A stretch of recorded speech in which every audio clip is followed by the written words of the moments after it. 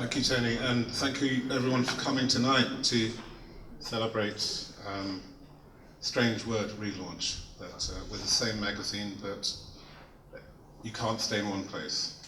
You have to grow. It's like a new phase of a journey, and it is a journey towards a remapping of art history, both what it was constructed to be in the past and what it is as it is being made in the present. And a true art history can only be made by a constant state of alert, if you like, a constant state of critique. So after the independent review, with the new editors, new advisory board, but also with new trustees, I think governance is really important. It's really important that the way an organisation is run meshes with the way it's actually produced. So, as Tony mentioned, transparency is essential, but also so is ideas, a production of ideas, new ideas. We're exploring new areas of visual research, and particularly, I think for Third Text, something that a lot of art magazines are afraid to do because of their connection with the market, because of their connection with the institution. We can enter into a relationship with a radical politics which questions the status quo, both of art and of society.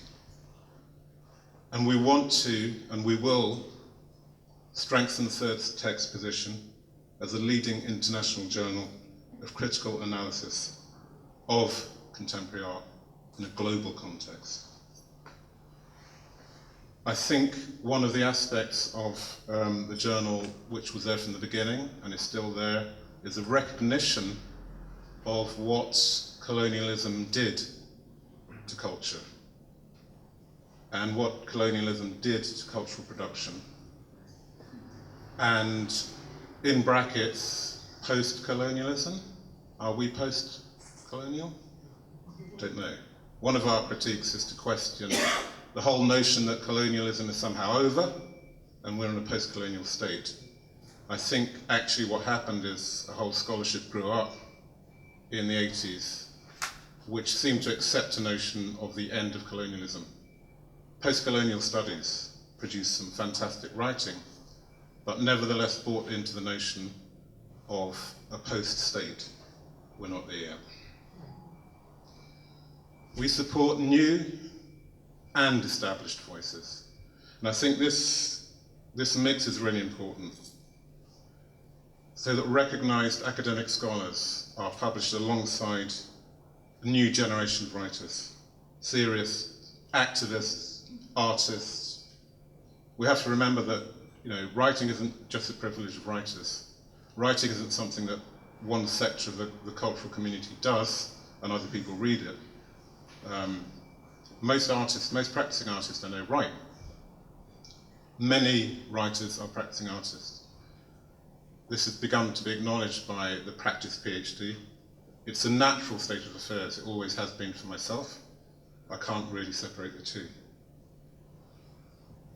But we will continue to focus on those areas of practice excluded from the mainstream, to challenge Eurocentric and ethnocentric positions, which neglect work, not only from culturally diverse practitioners, but also those whose practice challenges the institution, the market, and the neoliberal hegemony.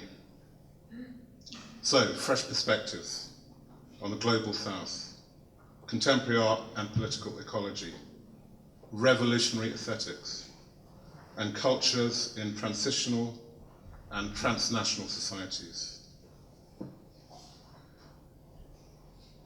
We do continue our commitment to investigating artistic practices beyond the Euro-American horizon, which are well catered for in the mainstream. There is other work to be done, and we hope we're doing it. But none of this would be possible without the new team. I'd like to mention specifically and particularly the new editors, TJ Demos, Angela Dimitrakaki, Natasha Eaton, Ruben Fawkes, Ros Gray, Isaac Marrero Guillamon, and Gareth Stanton. The core group of leading editors we are going to expand to 12 in order to provide a more diverse, inclusive, and explorative group. They're supported by the advisory board, which is international and comprises of new members, members of the previous advisory council who wanted to be part of Third Text still, which is very heartening, despite our seeming disappearance for a short while. It was just a glitch in the matrix. Gulson Barr, Ian Chambers, Justin Clemens, Anthony Downey, Jacqueline Francis, John Frau, Dario Giuliano, Janice Jeffries, Vinay Lau, Bashir Makul, Derek Conrad Murray, Anamik Sahar, Arne Schneider, and Isle Wiseman. And the trustees, led by Tony Pagnotti, who deployed his in-depth and long-standing knowledge of organizations, both arts and otherwise, to draw us through, steer us through an incredibly difficult period of transition and bring us to a moment of renewal. And René Gimpel, who spoke earlier, the deputy chair, and he's been the link between the old structures and the new, and he's guided us from the old to the new.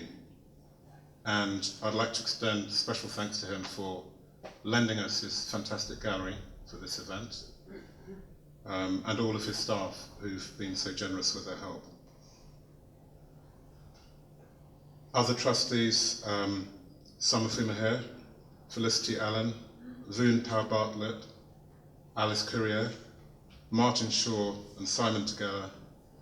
And note that our trustees are made up of a mixture of curators, artists, and people who've worked in arts administration and other organizations. We're trying to get away from a monoculture where you have writers writing, artists making art, and bureaucrats running organizations. We're trying to put it all together. It's more of a proper mix of cultures, if you like, cultures of practice. But the third text we have today wouldn't be possible without our long-standing partner, Taylor and Francis Routledge, who supported us with dedication and knowledge from the very beginning of our relationship in the mid-2000s. And through their extraordinary skill and infrastructure have brought Third Text to the widest possible international audience. When I look at those charts of where Third Text is read and where it's downloaded, it's quite extraordinary to realize the reach that we now have. And in that team, I'd probably particularly like to thank Ruth Glasspool, Gail Hartley, Stacey Gubb, Diane Miravala, Claire Spencer, Maria Coffey, Natalie Foster, and Cass Burton. I'd also like to thank our new intern, Philomena Epps, for her dedicated work and incredibly swift understanding of Third Text and how it works. And our new archivist, Sophie Morgan, who's made sense of the historical aspects of the journal. I'd like to also invite all of you to join the team as contributors, readers, reviewers, supporters, very much as contributors.